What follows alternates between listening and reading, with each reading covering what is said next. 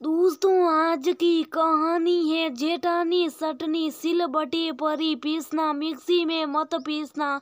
दोस्तों, कहानी शुरू करने से पहले अगर हमारे चैनल को सब्सक्राइब नहीं किया हो तो कर लीजिए ताकि आपके पास पहुंचे हर रोज नया वीडियो।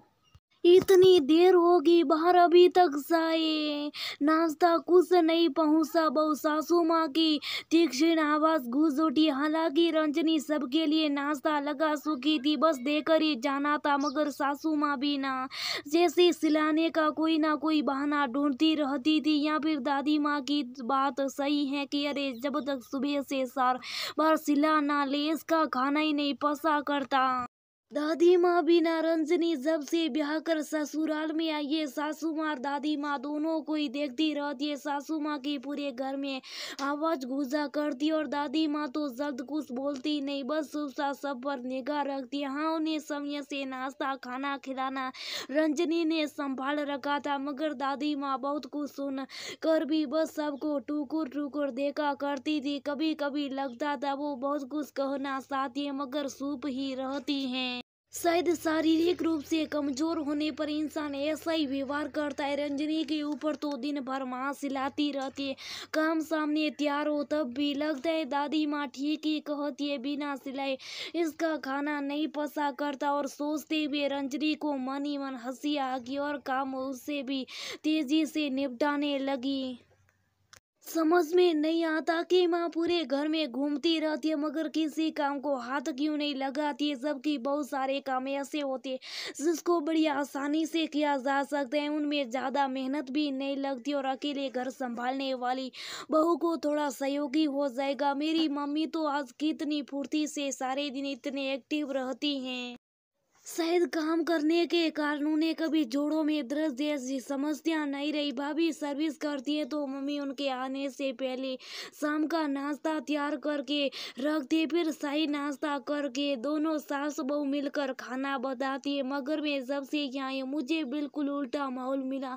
सासू माँ तो अक्सर सुनाती रहती है, भाई हमने तो बस घर गृहस्थी संभाली, अब बहुओं के आने के बाद भी काम करूंगी। क्या वैसे भी मेरे जोड़ों में दर्द रहता है। जब रंजनी नई नई ब्याह कर आई थी तो बहुत से लोगों के घर से खाने का निमंत्रण आया था। नई बहू को सब अपने घर खाने पर बुलाते थे ना, मगर रंजनी पहले घर में खाना बनाकर सबको परोस कर खिला देती थी, तब जा पाती थी। हद तो तब होती थी जब रिश्ते की जेठानी के घर पहुंचने पर वो बाथरूम में थी। उन्होंने वहीं से आवाजें लगाई, अरे रंजनी अब आ रही हो तुम, जरा जल्दी आना था ना, देखो तुम्हारी जेठ सी सब्जी लाकर थैले में रख गए, कटहल की सब्जी, पालक की भुजिया, दाल फ्राई, चावल बना लेना और हाँ चटनी सिलबट्टे पर ही पीसना क्योंकि सबको मिक्सी की चटनी नहीं पसंद है। पूड़ी का आटा गूंथ कर रखना। अब मैं नहाने बैठी गई हूँ तो थोड़े कपड़े धोकर ही आऊंगी। कस कर रंजनी की आंखों में आंसू आ गए।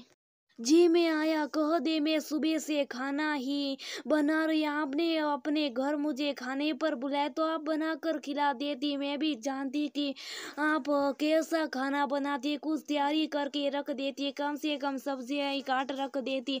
मगर थकान से आंखों के कोरों में आए आंसू पोंछती हुए बस इतना ही बोली, जी भाभी आप आराम से नहीं आए, मैं कर लूंगी।